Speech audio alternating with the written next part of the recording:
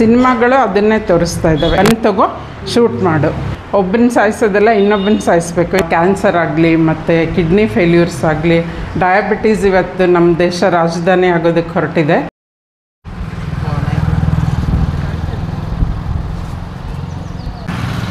ಎಲ್ಲರಿಗೂ ನಮಸ್ಕಾರ. ಸೌಮ್ಯ ಚಾನಲ್ ಅಫಿಷಿಯಲ್ಗೆ ಸ್ವಾಗತ. ನಾವಿವತ್ತು ಸಮಾಧಾನ ಆಪ್ತ ಸಲಹಾ ಕೇಂದ್ರದಲ್ಲಿದ್ದೀವಿ.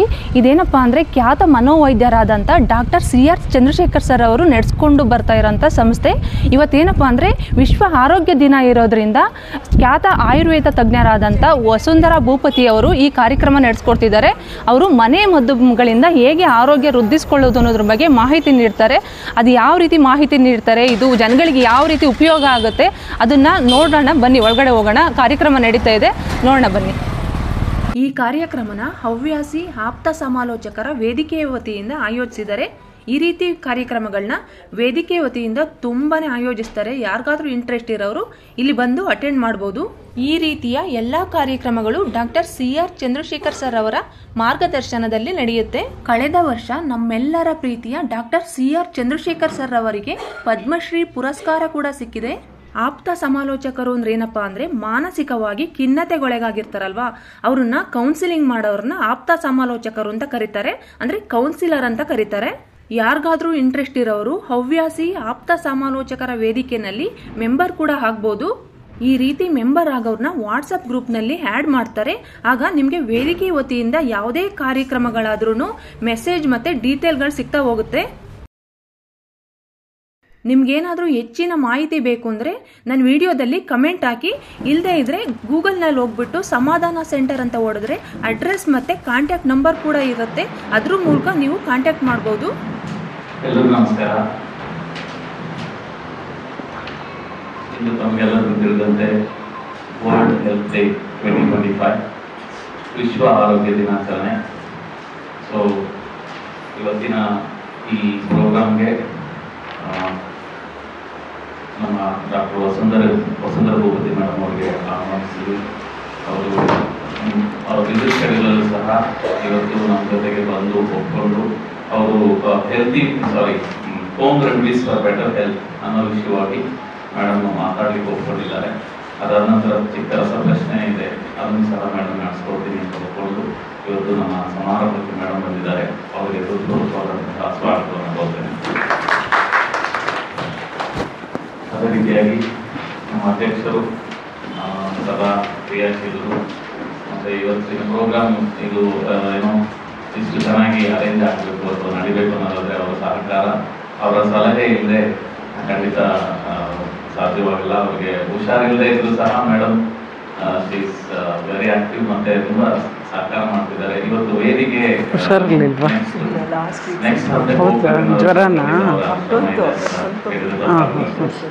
ಸೊ ನಮ್ಮ ಅಧ್ಯಕ್ಷರಿಗೂ ಸಹ ನಾನು ಅದೇ ರೀತಿಯಾಗಿ ಇಲ್ಲಿ ತುಂಬ ಹಿರಿಯ ಕೌನ್ಸಿಲರ್ಸ್ ಇದ್ದೀರಾ. ನಮ್ಮ ಸರ್ ಇದ್ದಾರೆ, ಶ್ರೀನಿವಾಸ ಮೂರ್ತಿ ಸರ್ ಇದ್ದಾರೆ, ಮತ್ತೆ ಸುದರ್ಶನ್ ಸರ್, ಮತ್ತೆ ಕೃಷ್ಣಮೂರ್ತಿ ಸರ್, ಹಾಗೂ ಅನೇಕ ಕೌನ್ಸಿಲರ್ಸ್ ಇದ್ದಾರೆ, ಗಾಯತ್ರಿ ಸೇನ್ ಮೇಡಮ್ ಇದ್ದಾರೆ.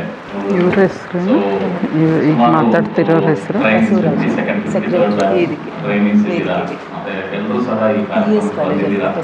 ಸೊ ಹೌದು, ನಾವೆಲ್ಲ ಒಂದು ನಿರೀಕ್ಷೆ ಇಟ್ಕೊಂಡು ಬಂದಿದ್ದೀವಿ, ಏನಾದರೂ ಸ್ವಲ್ಪ ಕಲಿಬೇಕು ಇವತ್ತು ಅನ್ನೋಂಥ ನಿರೀಕ್ಷೆ. ಖಂಡಿತ ಇವತ್ತಿನ ಥೀಮ್ ನಿಮ್ಗೆಲ್ಲರಿಗೂ ಗೊತ್ತಿರ್ಬೋದು. ಇವತ್ತಿನ theme healthy beginnings hopeful futures ಅಂತೇಳಿ. ಕನ್ನಡದಲ್ಲಿ ತುಂಬ ಸರಳವಾಗಿ ಹೇಳ್ಬೇಕನ್ನೋದಾದರೆ ಕುಶಲವೇ ಕ್ಷೇಮವೇ ಅಂತ. ಅಂದರೆ ಆರೋಗ್ಯಕರ ಆರಂಭ, ಭರವಸೆಯ ಭವಿಷ್ಯ ಅನ್ನೋಂಥದ್ದು ಈ ವರ್ಷದ ಒಂದು ಥೀಮ್ ಆಗಿರುತ್ತೆ. ಮಾತ್ರ ಅಲ್ಲ, ಬಹಳ ಮುಖ್ಯವಾದಂಥದ್ದು ಈ ವರ್ಷದ ಥೀಮು. ಎಲ್ಲರಿಗೂ ಗೊತ್ತಿದೆ, ಪ್ರತಿ ವರ್ಷ ಕನಿಷ್ಠ ಅಂದರೆ ಒಂದು 3 ಲಕ್ಷ ಮಹಿಳೆಯರು ಹೆರಿಗೆ ಸಂದರ್ಭದಲ್ಲಿ ತೀರ್ಕೊಳ್ತಾರೆ. ಇದು ಒಂದು ರಿಪೋರ್ಟೆಡ್ ಸ್ಟ್ಯಾಟಿಸ್ಟಿಕ್ಸ್, ಅನ್ರಿಪೋರ್ಟೆಡ್ ಎಷ್ಟಿದೆ ಗೊತ್ತಾಗೋದಿಲ್ಲ. ಮಾತ್ರ ಅಲ್ಲದೆ ಸರಿಸುಮಾರು 20 ಲಕ್ಷ ಶಿಶುಗಳ ಮರಣ ಆಗುತ್ತೆ ಹುಟ್ಟಿದ ಮೊದಲನೇ ತಿಂಗಳಲ್ಲಿ. ಅಂದರೆ ಇದು ಎಷ್ಟು ನಂಬರ್ ಪ್ರಪಂಚದಾದ್ಯಂತ ನೋಡ್ತಾ ಹೋದರೆ ತುಂಬ ದೊಡ್ಡ ನಂಬರ್ ಇದು ಆ್ಯಕ್ಚುಲಿ. ಸೊ ಈ ವಿಚಾರವಾಗಿ WHO ಒಂದು ಅವೇರ್ನೆಸ್ ಕ್ರಿಯೇಟ್ ಮಾಡಲಿಕ್ಕೆ ತುಂಬ ಪ್ರಯತ್ನ ಪಟ್ಟಿದೆ ಕಳೆದ ಒಂದು ವರ್ಷದಲ್ಲಿ. ಸೊ ಇದು ಈ ವರ್ಷದ ಒಂದು ಥೀಮ್. ಇದು ಇದನ್ನು ಆಚರಣೆ ಮಾಡಬೇಕು ಅಂತ ಡಾಕ್ಟರ್ ಸಲಹೆ ಕೊಟ್ಟು ನನಗೆ. ಅದು ಮಾತ್ರವಲ್ಲ, ಇವತ್ತು ಪುಸ್ತಕ ಬಿಡುಗಡೆ ಸಮಾರಂಭವೂ ಸಹ ಇದೆ. ಒಂದು ನಮ್ಮ ಮ್ಯಾಗಝಿನ್, ಒಂದು ತಮಗೆಲ್ಲರೂ ಕರ್ನಾಟಕ ಹವ್ಯಾಸಿ ಆಪ್ತ ಸಮಾಲೋಚಕರ ವೇದಿಕೆ ಅಂತ ಇದೆ. ಆ ವೇದಿಕೆಯಿಂದ ಒಂದು ಮ್ಯಾಗಝಿನ್ ರಿಲೀಸ್ ಆಗುತ್ತೆ ಅನ್ನೋ ವಿಷಯ ತಿಳಿದಿದೆ ಅನ್ಕೋತೀನಿ ನಾನು. ಈ ಮ್ಯಾಗಝಿನ್ ಅನ್ನ ಸಮಾಲೋಚನೆ ಮ್ಯಾಗಝಿನ್ ಅನ್ನ ಬಿಡುಗಡೆ ಮಾಡ್ತಾ ಇದ್ದಾರೆ. ಮೊದಲನೇದಾಗಿ. ಎರಡನೇದಾಗಿ ನಮ್ಮ ಡಾಕ್ಟರ್ ಬರೆದಿರ್ತಕ್ಕಂಥ ಮತ್ತೊಂದು ಪುಸ್ತಕ ಈಗ ಒಟ್ಟಿಗೆ ಗುಲ್ಬರ್ಗದಲ್ಲಿ ಬಿಡುಗಡೆ ಆಗ್ತಾ ಇದೆ. ಹಾಗೂ ಸಮಾಧಾನ ಕೇಂದ್ರದಲ್ಲೂ ಸಹ ಸೈಮಲ್ಟೇನಿಯಸ್ ಆಗಿ ಬಿಡುಗಡೆ ಆಗ್ತಾ ಇದೆ. ಆ ಪುಸ್ತಕದ ಹೆಸರು ನಮ್ಮೆಲ್ಲರಿಗೂ ಬೇಕಾದ ಆಪ್ತ ಸಲಹೆ ಸಮಾಲೋಚನೆ ಅನ್ನತಕ್ಕಂಥ ಪುಸ್ತಕ.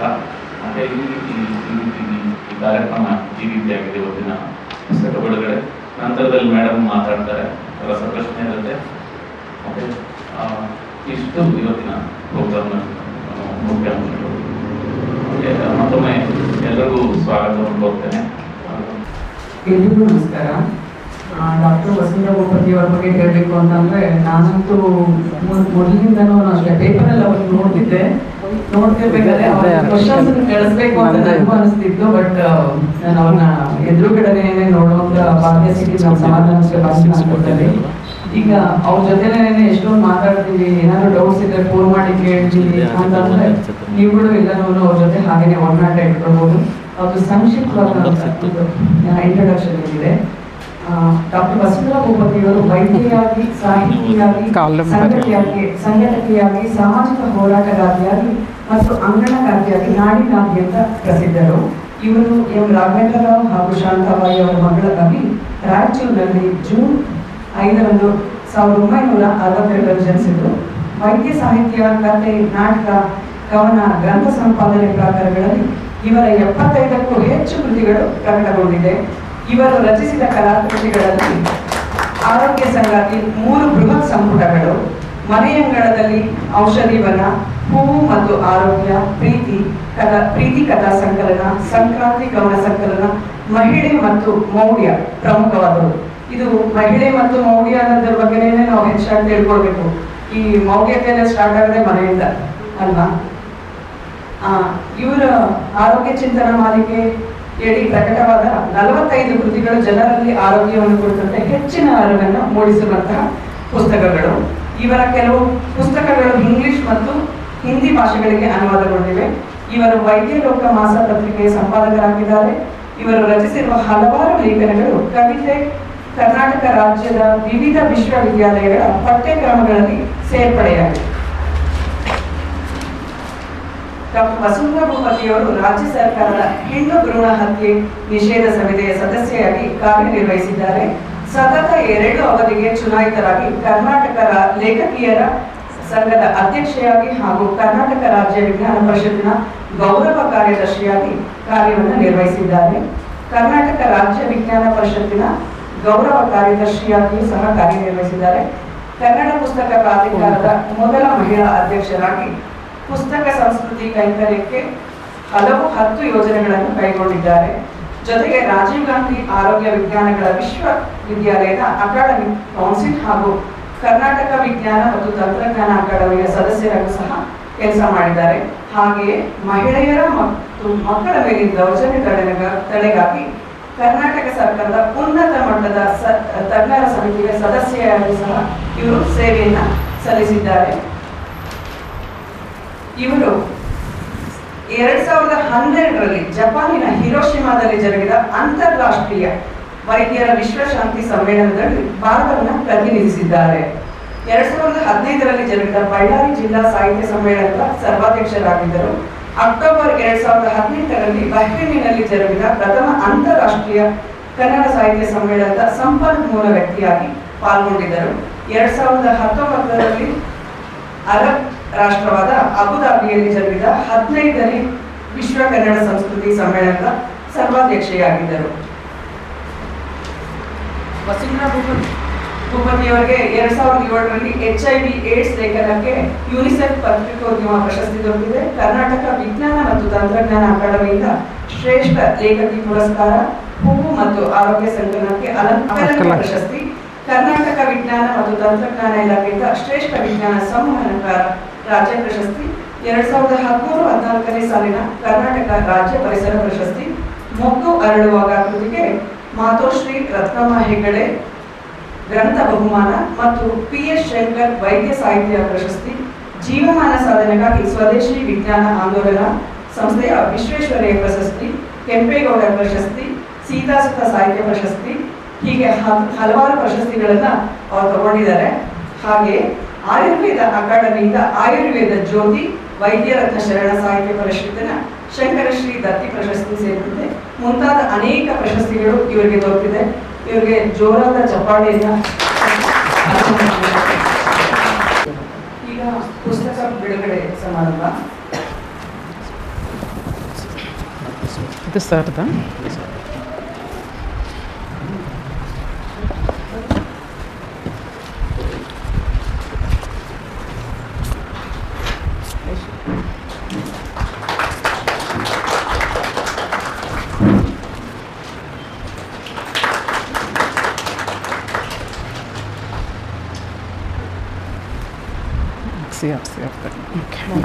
ಹಾಂ ಇದು ಮ್ಯಾಗ್ಝೈನ್ ಮ್ಯಾಗ್ಝೈನ್ ಹೇಳ್ಬಿಡಿ ಮೈಕಲ್ಲಿ.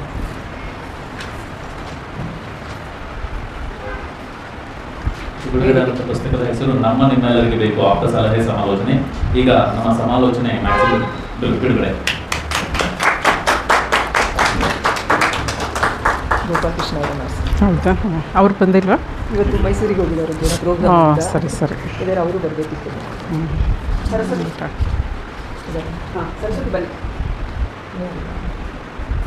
ಸರಸ್ವತಿ ಬಂದ್ಬಿಡಿ.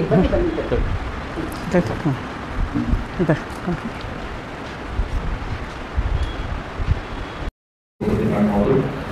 Home remedies for better health ವಿಚಾರವಾಗಿ ನಮ್ಮಲ್ಲಿ ಹಂಚಿಕೊಳ್ಳಲಿದ್ದಾರೆ. ಎಲ್ಲರಿಗೂ ನಮಸ್ಕಾರ. ವಿಶ್ವ ಆರೋಗ್ಯ ದಿನಾಚರಣೆಯ ಶುಭಾಶಯಗಳು. ನಾವೆಲ್ಲರೂ ಆರೋಗ್ಯವಾಗಿರೋಣ. ಏಕೆಂದರೆ ಈ ಬಾರಿಯ ಘೋಷಣೆ ಆಗಲೇ ಬಸವರಾಜ್ ಅವರು ಹೇಳಿದರು, ಆರೋಗ್ಯಕರ ಆರಂಭ ಭರವಸೆಯ ಭವಿಷ್ಯ ಅಂಥೇಳಿ. ಆಪ್ತ ಸಮಾಲೋಚಕರ ವೇದಿಕೆ ಕಾರ್ಯಕ್ರಮಕ್ಕೆ ನಾನು ಹೊಸಬಳಲ್ಲ, ಈಗಾಗಲೇ ಹಿಂದೆ ಕೂಡ ಬಂದಿದ್ದೀನಿ. ಸುವರ್ಣ ಅಮರನಾಥ್ ಅವರು, ಆಮೇಲೆ ವಿಶ್ವರೂಪಾಚಾರ್ಯ ಅವರು ಇದನ್ನು ಆರಂಭಿಸುವಾಗಿಂದನೂ ಶ್ರೀನಿವಾಸ ಮೂರ್ತಿಯವರು, ಗೋಪಾಲಕೃಷ್ಣ ಅವರು, ರಾಜೇಶ್ವರಿ ಅವರು, ಇಲ್ಲಿ ಅನೇಕರು ಕೆಲವರು ಹಿರಿಯರಿದ್ದೀರ, ಅವ್ರಿಗೆ ಗೊತ್ತು. ಕಳೆದ 11 ವರ್ಷಗಳಿಂದ ಸತತವಾಗಿ ಚಟುವಟಿಕೆಗಳನ್ನು ಮಾಡ್ತಾ ಬಂದಿದೆ. ಈ ಹವ್ಯಾಸಿ ಆಪ್ತ ಸಮಾಲೋಚಕರ ವೇದಿಕೆ ಹಲವಾರು ಕಾರ್ಯಕ್ರಮಗಳನ್ನು ಆಯೋಜಿಸ್ಕೊಂಡು ಬರ್ತಾ ಇದೆ. ಅದರಲ್ಲಿ ಮುಖ್ಯವಾಗಿ ಈ ಮ್ಯಾಗ್ಝೈನ್ ಬಿಡುಗಡೆ ಮಾಡುವಂಥದ್ದು ಸಾಪ್ತಾಹಿಕ. ಇದೆಷ್ಟು 3 months ಒನ್ಸ ತ್ರೈಮಾಸಿಕ ಪತ್ರಿಕೆ. ಯಾವುದೇ ಪತ್ರಿಕೆ ಆಗಲಿ ತರೋದಷ್ಟು ಸುಲಭ ಅಲ್ಲ. ಈಗಿನ ದಿನಗಳಲ್ಲಿ ಎಲ್ಲರೂ ಮೊಬೈಲ್ಗೆ ಅಡಿಕ್ಟ್ ಆಗಿರುವ ಸಂದರ್ಭದಲ್ಲಿ ಈ ಪುಸ್ತಕ ಓದುವಂಥ ಹವ್ಯಾಸ ಬೆಳೆಸೋದು, ಅದರಲ್ಲೂ ಖರೀದಿ ಮಾಡಿ ಓದೋದು, ಯಾರೋ ಕೊಟ್ಟರು ಅಂತ ಓದೋದಲ್ಲ ಅಥವಾ ಎಲ್ಲೋ ಸಿಕ್ತು ಅಂತ ಓದೋದಲ್ಲ, ನಾವೇ ಹಣ ಕೊಟ್ಟು ಖರೀದಿ ಮಾಡಿ ಓದುವಂತಹ ಒಂದು ಹವ್ಯಾಸ ಬೆಳೆಸೋದು ಕೂಡ ಬಹಳ ಮುಖ್ಯ. ಆ ನಿಟ್ಟಿನಲ್ಲಿ ಡಾಕ್ಟರ್ CRC ಅವರು ಸತತವಾಗಿ ತಮ್ಮ ಜೀವಮಾನದಲ್ಲಿ ಪುಸ್ತಕಗಳ ರಚನೆ ಮತ್ತು ಪುಸ್ತಕಗಳ ಓದಿಸುವಿಕೆಗೆ ಬೇರೆಯವ್ರನ್ನ ಪ್ರೇರೇಪಿಸೋದು ಎರಡನ್ನೂ ಮಾಡ್ತಾ ಬಂದಿದ್ದಾರೆ. ಮತ್ತು ಈ ಹವ್ಯಾಸಿ ಸಮಾಲೋಚಕರ ವೇದಿಕೆಗೂ ಈ ಸಮಾಧಾನ ಕೇಂದ್ರದಲ್ಲಿ ಅವ್ರದ್ದೇ ಆದ ಸ್ಥಳವನ್ನು ನಿಮಗೆ ಮಾಡಿಕೊಟ್ಟು ನಿಮ್ಮೆಲ್ರಿಗೂ ಉಪಯುಕ್ತವಾಗುವಂತಹ ಕಾರ್ಯಕ್ರಮಗಳನ್ನು ಕೂಡ ಆಯೋಜಿಸ್ಕೊಂಡು ಬರ್ತಾಯಿದ್ದಾರೆ. ಡಾಕ್ಟರ್ CRC ಅವರು ಇವತ್ತಿರಬೇಕಿತ್ತು, ಅವರು ಗುಲ್ಬರ್ಗಾದಲ್ಲಿ ಮತ್ತೊಂದು ಕಾರ್ಯಕ್ರಮದಲ್ಲಿ ಅವರಿದ್ದಾರೆ. ಸೊ ಹಾಗಾಗಿ ಅವ್ರಿಗೂ ನಾನು ನಮನಗಳನ್ನು ಸಲ್ಲಿಸ್ತಾ, ಮತ್ತು ತಾವೆಲ್ಲರೂ ಈಗಾಗಲೇ ತರಬೇತಿ ಪಡೆದಂಥವರು, ಕೆಲವರು ಈಗಾಗಲೇ ಕೌನ್ಸಿಲರ್ಸ್ ಆಗಿ ಕಾರ್ಯ ಕೂಡ ನಿರ್ವಹಿಸ್ತಾ ಇದ್ದೀರಾ. ಮೊಟ್ಟ ಮೊದಲು ನಮಗೆ ಇದು ಆರೋಗ್ಯಕರ ಆರಂಭ ಭರವಸೆ ಭವಿಷ್ಯ ಅನ್ನೋದು ಈ ಬಾರಿ ವಿಶ್ವಸಂಸ್ಥೆ ಅದೇ ಗರ್ಭಧಾರಣೆಗೆ ಮತ್ತು ತಾಯಿ ಮತ್ತು ಮಗು ಬಾಣಂತನ ಇರಬಹುದು ಮತ್ತು ಶಿಶುವಿನ ಆರೋಗ್ಯ ಅವುಗಳಿಗೆ ಸಂಬಂಧಿಸಿದಂತ ಹೇಳಿದೆ. ಆದರೆ ಒಟ್ಟು ನಮ್ಮೆಲ್ರಿಗೂ ಅದು ಅನ್ವಯವಾಗುವಂತಹದ್ದು ಅಂತ ಹೇಳಿ ನಾನು ಭಾವಿಸ್ತೇನೆ. ಏಕೆಂದರೆ ನಾವು ಯಾವಾಗಲೂ ಆರೋಗ್ಯದ ಬಗ್ಗೆ ಆಲೋಚನೆ ಮಾಡೋದೇ ನಮಗೆ ಅನಾರೋಗ್ಯ ಉಂಟಾದಾಗಲೇ. ಆರೋಗ್ಯ ಎಲ್ಲವೂ ಸರಿ ಇರುವಾಗ ನಾವೇನೂ ಯೋಚನೆ ಮಾಡಲ್ಲ. ಕಾಲಿನ ಬಗ್ಗೆನೂ ನಾವೇನೂ ಯೋಚನೆ ಮಾಡಲ್ಲ. 50-60 ವರ್ಷ ಆದಮೇಲೆ ಯಾವಾಗ ಮೊಣಕಾಲು ನೋವು ಶುರುವಾಗುತ್ತೋ ಅವಾಗ ಮಂಡಿ ಬಗ್ಗೆ ನಮಗೆ ಏನಾಗಿರ್ಬೋದು, ಮಂಡಿ ಏನು ಕೆಲಸ ಮಾಡುತ್ತೆ, ಕೀಲು ಏನಿದೆ ಅಂತ ಯೋಚನೆ ಮಾಡ್ತೀವಿ. ಹಾಗೆಯೇ ಏನಾದರೂ ಒಂದು ತೊಂದರೆಗಳಾದಾಗಲೇ ನಾವು ಅದ್ರ ಬಗ್ಗೆ ಹೆಚ್ಚಿನ ಅರಿವನ್ನು ಮೂಡಿಸ್ಕೊಳ್ಳೋದಕ್ಕೆ ಪ್ರಯತ್ನ ಮಾಡ್ತಾ ಇರ್ತೀವಿ. ಆದರೆ ಹೇಗೆ ನೀವು ಒಂದು ಕಾರ್ಯಕ್ರಮದಲ್ಲೇ ನೋಡಿ, ಇವತ್ತಿನ ಈ ಕಾರ್ಯಕ್ರಮಕ್ಕೆ ಸುವರ್ಣ, ಅಮರ್ನಾಥ್, ರಾಜೇಶ್ವರಿ, ಬಸವರಾಜು ಮತ್ತು ನೀವೆಲ್ಲ ಸೇರಿ ಕೋಆರ್ಡಿನೇಟ್ ಮಾಡಿಕೊಂಡು ಒಂದು ಕಾರ್ಯಕ್ರಮ ಸಿಂಕ್ರನೈಸ್ ಆಗಬೇಕು ಅಂದರೆ ಅವರು ಒಂದು ವಾರ ಅಥವಾ ಒಂದು 15 ದಿನದಿಂದ ಕಷ್ಟಪಟ್ಟಿರ್ತಾರೆ. ಸೊ ಅದೇ ರೀತಿ ನಮ್ಮ ದೇಹದಲ್ಲಿ ಕೂಡ ಮೆದುಳು ಮತ್ತು ಮೂತ್ರಪಿಂಡಗಳು ಮತ್ತು ಹೃದಯ, ಲಿವರು ಎಲ್ಲ ಅಂಗಾಂಗಗಳು ಕೂಡ ಒಟ್ಟಿಗೆ ಕೆಲಸ ಮಾಡ್ತಾ ಇರ್ತಾವೆ. ನಾವಿಲ್ಲಿ ನಾವು ನಿದ್ದೆ ಮಾಡಿದ್ರು, ನಿದ್ದೆ ಮಾಡದೇ ಇದ್ದರೂ, ನಡೀದೇ ಇದ್ದರೂ, ನಾವೇನೇ ಮಾಡ್ತಿರಲಿ ದೇಹದ ಅಂಗಾಂಗಗಳು ಸದಾ ಚಟುವಟಿಕೆಯಿಂದ ಇರ್ತವೆ. ಹಾರ್ಟ್ ಏನಾದರೂ ರೆಸ್ಟ್ ಬಯಸಿಬಿಟ್ರೆ ಮುಗೀತು, ನಾವಿರಲ್ಲ ಇಲ್ಲಿ. ಸೊ ಹಾಗೆ ದೇಹ ಕೂಡ ಸದಾ ಅದು ಒಂದು ರೀತಿಯಲ್ಲಿ ತನ್ನನ್ನು ತಾನು ಚಟುವಟಿಕೆಯಲ್ಲಿ ಇಟ್ಕೊಳ್ಳೋದಕ್ಕೆ ಏನೇನು ಬೇಕೋ ಅದು ಮಾಡ್ತಾ ಇರುತ್ತೆ. ಬಟ್ ಅದಕ್ಕೆ ಪೂರಕವಾಗಿ ನಾವು ಎಷ್ಟರ ಮಟ್ಟಿಗೆ ಅದಕ್ಕೆ ಸಹಕಾರ ಮಾಡ್ತೀವಿ ಅಂತ ಆಲೋಚನೆ ಮಾಡಬೇಕು. ಸಹಕಾರ ಅಂದರೆ ನಮ್ಮ ದಿನನಿತ್ಯದ ಚಟುವಟಿಕೆ, ಆಹಾರ ಇರಬಹುದು, ಮತ್ತು ನಮ್ಮ ವ್ಯಾಯಾಮ ಇರಬಹುದು, ಮತ್ತು ನಾವು ನೀರು ಕುಡಿಯೋವಂಥದ್ದು ಇರ್ಬೋದು. ಎಲ್ಲವೂ ನೀರು ಅಂದರೆ ಬರೀ ನೀರೆಲ್ಲ, ಪಾನೀಯಗಳು, ಬೆಳಗಿನ ಪಾನೀಯದಿಂದ ಹಿಡಿದು ರಾತ್ರಿಯ ಪಾನೀಯದವರೆಗೂ ಏನೇನು ಹೊಟ್ಟೆಗೆ ಹಾಕ್ತೀವಿ ಅನ್ನೋದ್ರವರೆಗೂ ನಮ್ಮ ದೇಹ ಅದನ್ನು ಅಬ್ಸಾರ್ಬ್ ಮಾಡ್ಕೊಳ್ತಾ ಇರುತ್ತೆ. ತನಗೆ ಎಷ್ಟು ಬೇಕೋ ಅಷ್ಟು ಇಟ್ಕೊಳ್ಳುತ್ತೆ, ಹೊರಗಡೆ ಹಾಕುತ್ತೆ, ಇನ್ನು ಕೆಲವು ಟಾಕ್ಸಿನ್ಸ್ ಆಗಿ ಬಿಡುಗಡೆ ಮಾಡ್ತಾನೆ ಇರುತ್ತೆ. ಆ ಕಾರಣದಿಂದಾಗಿ ಇವತ್ತು ಕ್ಯಾನ್ಸರ್ ಆಗಲಿ ಮತ್ತು ಕಿಡ್ನಿ ಫೇಲ್ಯೂರ್ಸ್ ಆಗಲಿ, ಡಯಾಬಿಟೀಸ್ ಇವತ್ತು ನಮ್ಮ ದೇಶ ರಾಜಧಾನಿ ಆಗೋದಕ್ಕೆ ಹೊರಟಿದೆ. ಮನೆಗೊಬ್ಬರು ಡಯಾಬಿಟಿಕ್ ಪೇಷಂಟ್ ಇದ್ದಾರೆ. ಕ್ಯಾನ್ಸರ್ ಪೇಷಂಟ್ಸ್ ಈಗ ಕಳೆದ 20 ವರ್ಷಗಳಲ್ಲಿ ತುಂಬ ಸರಾಸರಿ ಲೆಕ್ಕದಲ್ಲಿ ನೋಡಿದಾಗ ಕ್ಯಾನ್ಸರ್ ಕೂಡ ಅತಿ ಹೆಚ್ಚಾಗುವಂಥದ್ದು. ಮತ್ತು ನಾವೆಲ್ಲವೂ ಒಳ್ಳೆ ಫುಡ್ಡೇ ತಿಂತಿರ್ತೀವಿ, 100 ರೂಪಾಯಿ ಅಕ್ಕಿನೇ ತರ್ತೀವಿ, ಎಲ್ಲ ಎಲ್ಲಿ ಸಿಗುತ್ತೋ ಏನು ಸಿಗುತ್ತೋ ಎಲ್ಲ ಹುಡುಕಿ ತರ್ತೀವಿ. ಆದರೂ ಯಾಕೆ ನಮಗೆ ಈ ಅನಾರೋಗ್ಯ ಉಂಟಾಗ್ತಾ ಇದೆ? ನಮ್ಮನ್ನು ನಾವೇ ಪ್ರಶ್ನೆ ಮಾಡ್ಕೊಳ್ಬೇಕಾಗಿದೆ. ಒಂದು ಪರಿಸರ ಮಾಲಿನ್ಯ ನಾವೇ ಮಾಡ್ಕೊಂಡಿರೋವಂಥದ್ದು. AC ಕಾರು, AC ರೂಮು, ಆಮೇಲೆ ನಮಗೆಲ್ಲ ಗ್ಲಾಸ್ ಬಿಲ್ಡಿಂಗ್ಸ್ ಬೇಡವೇ ಬೇಡ. ಈಗ 50 ವರ್ಷದ ಹಿಂದೆ ಬೆಂಗಳೂರು ನೋಡಿದವ್ರಿಗೆ ನಿಮಗೆ ಗೊತ್ತು, ಗ್ಲಾಸ್ ಬಿಲ್ಡಿಂಗ್ಸ್ ಎಲ್ಲಿತ್ತು? ನಾವೆಲ್ಲ ಅವಾಗ ಗಾರ್ಡನ್ ಸಿಟಿ ಅಂತಲೇ ಹೆಸರು.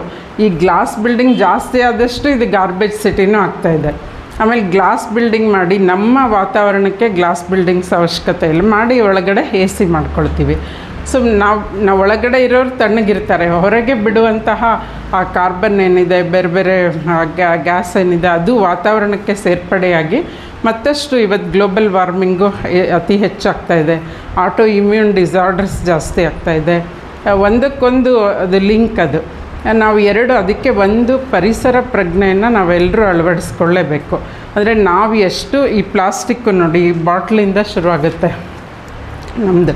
ಅದು ಬೇಡ, ಬೆಳಗ್ಗೆ ಎದ್ದ ತಕ್ಷಣ ಬ್ರಷ್ ಮಾಡೋದು ಪ್ಲಾಸ್ಟಿಕ್ ಬ್ರಷೇನೆ, ಟೂತ್ ಬ್ರಷ್, ಅಲ್ಲಿಂದ ಶುರುವಾಗಿದ್ದು ಇಡೀ ನಮ್ಮ ಬದುಕಿನಲ್ಲಿ. ಸುಮ್ಮನೆ ನೀವು ಕೂತ್ಕೊಂಡು ಆಲೋಚನೆ ಮಾಡಿ, ಎಷ್ಟು ಪ್ಲಾಸ್ಟಿಕ್ ನಾವು ಬಳಕೆ ಮಾಡ್ತೀವಿ. ನಾವು ಟಪ್ಪರ್ವೇರ್ ಅಂತ ತೊಗೊಳ್ತೀವಿ 1000 ರೂಪಾಯಿ ಕೊಟ್ಟು, ಅದೇನು ಪ್ಲಾಸ್ಟಿಕ್ಕೆ, ಅದೇನೂ ಅಲ್ಲ. ಬಟ್ ಅದನ್ನ ಎಷ್ಟು ದಿನ ಆದರೂ ಯೂಸ್ ಮಾಡ್ಬೋದು ಅಂತ ಅವರೇ ಹೇಳಿಬಿಡ್ತಾರೆ. ನಾವು ಇಷ್ಟು ದುಡ್ಡು ಕೊಟ್ಟಿದ್ದೀವಲ್ಲ ಅಂತ ಅದನ್ನ ಬಿಸಾಕಕ್ಕೆ ಮನಸ್ಸು ಬರೋಲ್ಲ, ಅದನ್ನ ಹಂಗೆ ಉಪಯೋಗಿಸ್ತೀವಿ. ಆದರೆ ಎಲ್ಲದಕ್ಕೂ ಒಂದು ಲಿಮಿಟ್ ಇರುತ್ತೆ. ನಮಗೆ ಈಗ ಮನುಷ್ಯನಿಗೆ 70-80 ವಯಸ್ಸು. ಸೊ ಅದಾದಮೇಲೆ ಬದುಕಿದವ್ರದ್ದು ಸಂತೋಷ. ಆದರೆ ಅಷ್ಟು ನಾವು ಹಾಗೆ ಪ್ರತಿಯೊಂದಕ್ಕೂ ಒಂದು ಲೈಫ್ ಅಂತಿರುತ್ತೆ. ಸೊ ಪ್ಲಾಸ್ಟಿಕ್ಕನ್ನು ಜಾಸ್ತಿ ಬೆಳೆಸಬೇಡಿ. ಆಮೇಲೆ ಯೂಸ್ ಆ್ಯಂಡ್ ಥ್ರೋ ಅಂತೂ ಒಂದೇ ಸರಿ, ಅದನ್ನ ಮತ್ತೆ ಬಳಕೆ ಮಾಡಲೇಬೇಡಿ. ಆಮೇಲೆ ಪ್ಲಾಸ್ಟಿಕ್ನಲ್ಲಿ ಬಿಸಿಯಾದ್ದನ್ನು ಹಾಕಲೇಬಾರ್ದು. ನಾವೀಗ ಹೋಟೆಲಿನ ಥರದೇ ನೀವು ಸ್ವಿಗ್ಗಿ, ಝೊಮ್ಯಾಟೊ, ಈಗ ಅನೇಕ ಮನೆಗಳಲ್ಲಿ ಅಡುಗೆನೇ ಮಾಡಲ್ಲ, ಸ್ವಿಗ್ಗಿ, ಝೊಮ್ಯಾಟೊ ಆರ್ಡ್ರ್ ಮಾಡಿಕೊಂಡು ತರಿಸೋದು. ಅದು ಪ್ಲಾಸ್ಟಿಕ್ ಇದರಲ್ಲಿ ಬಿಸಿ ಆಗಿರೋದು ಅವ್ರು ಕುದಿಯೋದೇ ಹಾಕಿ ಕಳಿಸಿರ್ತಾರೆ. ಯಾಕೆಂದ್ರೆ ಮನೆ ಬರೋವ್ರಿಗೆ ಬಿಸಿ ಇರಬೇಕು. ಬಿಸಿ ಇಲ್ಲ ಅಂದ್ರೆ ನಾವೇ ರೇಗಾಡ್ತೀವಿ ಅವ್ರಿಗೆ, ಏನು ರೀ ತಣ್ಣಗಿರೋದು ಕಳಿಸಿದ್ದೀರಾ ನೀವು, ನಾವು ಇಷ್ಟು ದುಡ್ಡು ಕೊಡ್ತೀವಿ ಅಂತ ಹೇಳಿ. ಅದು ನಮ್ಮದೇ ಆರೋಗ್ಯಕ್ಕೆ ಹೇಗೆ ಅದು ತೊಂದರೆ ಉಂಟು ಮಾಡುತ್ತೆ ಅನ್ನೋದು ಕೂಡ ನಾವು ಆಲೋಚನೆ ಮಾಡಲ್ಲ. ಸೊ ಪ್ಲಾಸ್ಟಿಕ್ ಬಳಕೆಯನ್ನು ಸಾಧ್ಯ ಆದಷ್ಟು ಅದನ್ನು ಇಡ್ಲಿದು ನೀವೆಲ್ಲ ನೋಡಿರ್ತೀರ ಟಿ ವಿಲಿ ಮತ್ತೊಂದರಲ್ಲಿ, ಅದಕ್ಕೆ ಯೂಸ್ ಮಾಡೋವಂಥ. ನಾವು ಮನೆಗಳಲ್ಲಿ ಯೂಸೇ ಮಾಡಲ್ವಲ್ಲ, ನಾವು ಹಾಗೆ ಇಡ್ಲಿ ಪಾತ್ರೆಯಲ್ಲಿ ಹಾಕ್ತೀವಿ.